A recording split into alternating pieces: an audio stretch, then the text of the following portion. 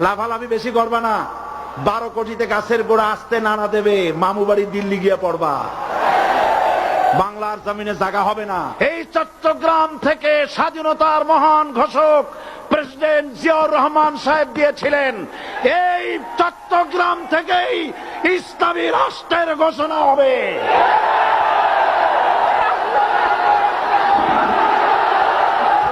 আমাকে যারা রাজাকার বলবে তারা পিতৃ পরিচয়হীন অবৈধ সন্তান। 1971 সনের শোনো মুসলমানেরা, বিড়ালের মতো 500 বছর বেঁচে থাকার কোনো লাভ নাই, সিংহের মতো 1 ঘন্টা বাঁচতে চাই। প্রধানমন্ত্রী সুদ্ধা অন্তত 3 শতাধিক পার্লামেন্টের সম্মানিত সদস্যরা সেদিন বসা।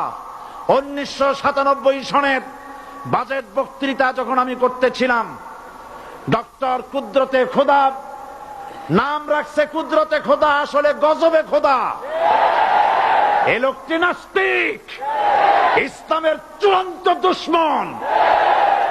তার প্রণীত শিক্ষা ব্যবস্থার যখন সমালোচনা করছিলাম, ট্রেজারি বেঞ্চ থেকে আমাকে বলা হলো রাজাকার। আমি আমার সমস্ত শক্তি একত্রিত করে বলেছিলাম, শুধুমাত্র হিন্দুস্তানের রাজাকারেরাই আমাকে রাজাকার বলতে পারে। আমি বলেছিলাম 1973 সন পর্যন্ত আমি বাংলাদেশের কোন রাজনৈতিক দলের নেতা এবং কর্মী ছিলাম না। আমি রাজাকার নই। আমাকে রাজাকার বলে যদি তাকেও প্রমাণ করতে না পারে, 10 কোটি টাকার মানহানি মামলা দায়ের করব। আমার এই বক্তব্য সারা দুনিয়া শুনেছে, পার্লামেন্টে আমার এই বক্তব্য রেকর্ড হয়ে আছে। সেদিন 3 শতাধিক পার্লামেন্ট মেম্বারের কেউ আমার চ্যালেঞ্জ গ্রহণ করেন নাই। যে কোনো ব্যক্তি পার্লামেন্টে গিয়ে আমার বক্তৃতা দেখে আসতে পারেন। এরপরে 1997 সনের 7 অক্টোবর দৈনিক জনকণ্ঠ পত্রিকা যখন আমার বিরুদ্ধে লিখল, সেই পত্রিকায় সাইদির ওপেন চ্যালেঞ্জ 8ম পাতা, 1997 7 অক্টোবর, এত বড় 2 কলমে হেডিং। সেখানে আমি বলেছি, বাংলাদেশের সকল সাংবাদিক, গোয়েন্দা বিভাগ, বাংলাদেশের সকল বুদ্ধিজীবীকে আমি আমার পিরোজপুরে আমন্ত্রণ করছি। আমার উপস্থিতিতে যদি কেউ প্রমাণ করতে পারে বাংলাদেশের স্বাধীনতা যুদ্ধের বিরুদ্ধে আমার কোন ভূমিকা ছিল, সজ্ঞানে স্বেচ্ছায় জাতীয় সংসদের সদস্য পদ থেকে পদত্যাগ করব। 3 বছর পার হয়ে গেছে, আজ পর্যন্ত কেউ এই চ্যালেঞ্জের মোকাবেলা করে নাই। সুতরাং আমাকে যারা রাজাকার বলবে তারা পিতৃ পরিচয়হীন অবৈধ সন্তান। 1971 সনের শোনো মুসলমানেরা, 1971 সনের কোন কাদা সাইদির গায়ে লাগে নাই। আমাকে রাজাকার বলে জনগণ থেকে বিচ্ছিন্ন করবা, জনগণ থেকে আমারে বিচ্ছিন্ন করা যাবে না। কারণ এই জনগণ আমার জন্য আসে না, এই জনগণ আসে আল্লাহ কোরআনের জন্য।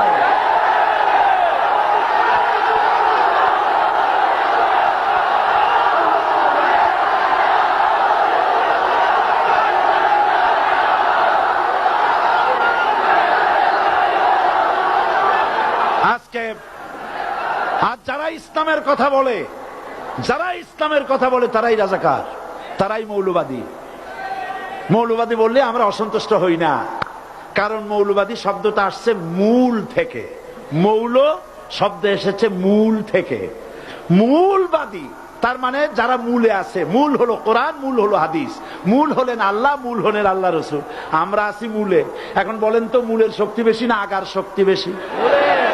আমাদের যারা মৌলবাদী বলে ওরা হলো আগাবাদী। মূলে আছে কত কোটি? 12 কোটি। মূলে আছে কত কোটি? আর আমাদের যারা মৌলবাদী বলে, ওই থাকো গাছের আগায়, আমরা মূলে।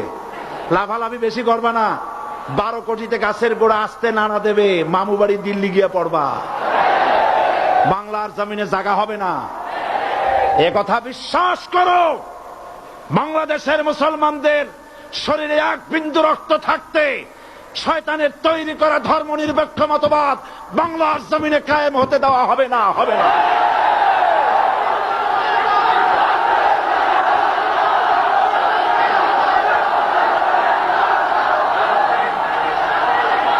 রাসূল করিম সাল্লাল্লাহু আলাইহি ওয়াসাল্লাম কোরআন প্রতিষ্ঠার জন্য আন্দোলন করেছিলেন।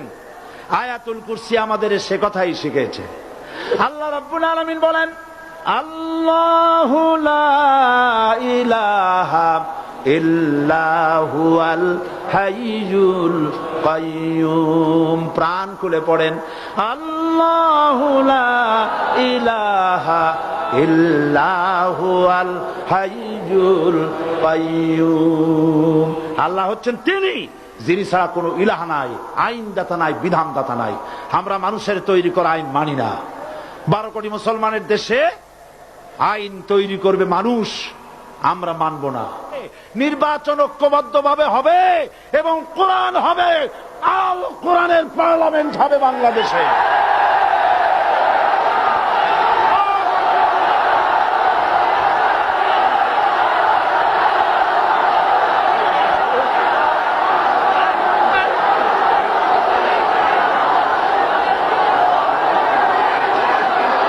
চট্টগ্রাম থেকে স্বাধীনতার মহান ঘোষক প্রেসিডেন্ট জিয়াউর রহমান সাহেব দিয়েছিলেন। এই চট্টগ্রাম থেকেই ইসলামী রাষ্ট্রের ঘোষণা হবে।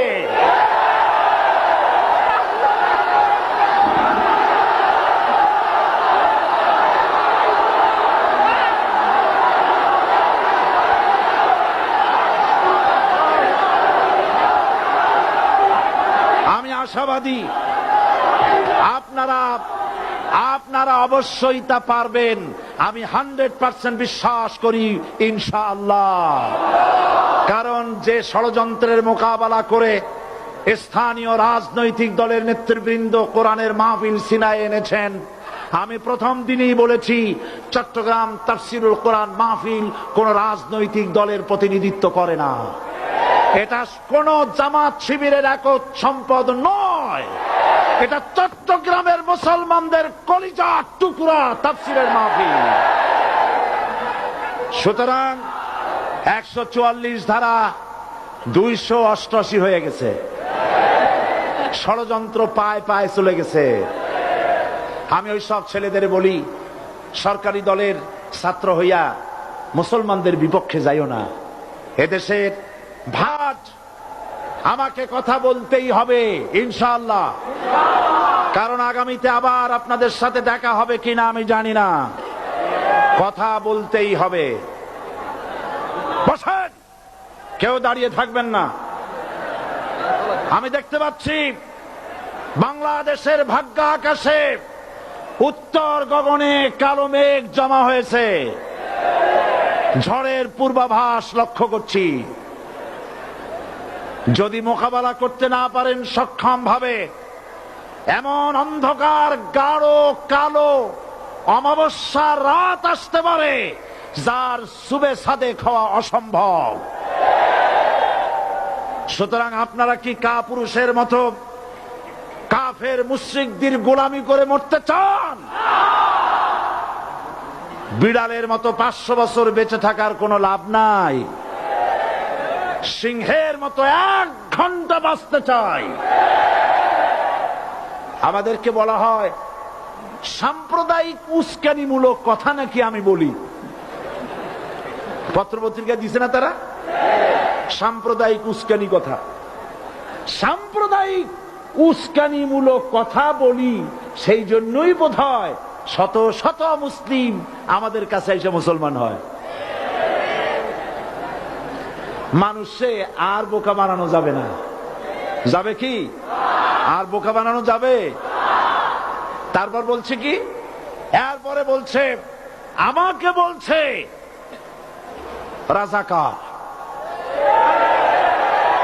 শুনে রাখো চট্টগ্রামের লক্ষ লক্ষ জনতা, পার্লামেন্টে যখন আমাকে এই কথা বলা হয়েছিল, আমার পার্লামেন্টের কলিগ জাফরুল্লাহ চৌধুরী সাহেব বসে আছেন এখানে। হ্যাঁ, জাফরুল ইসলাম চৌধুরী বসে আছেন পাশে।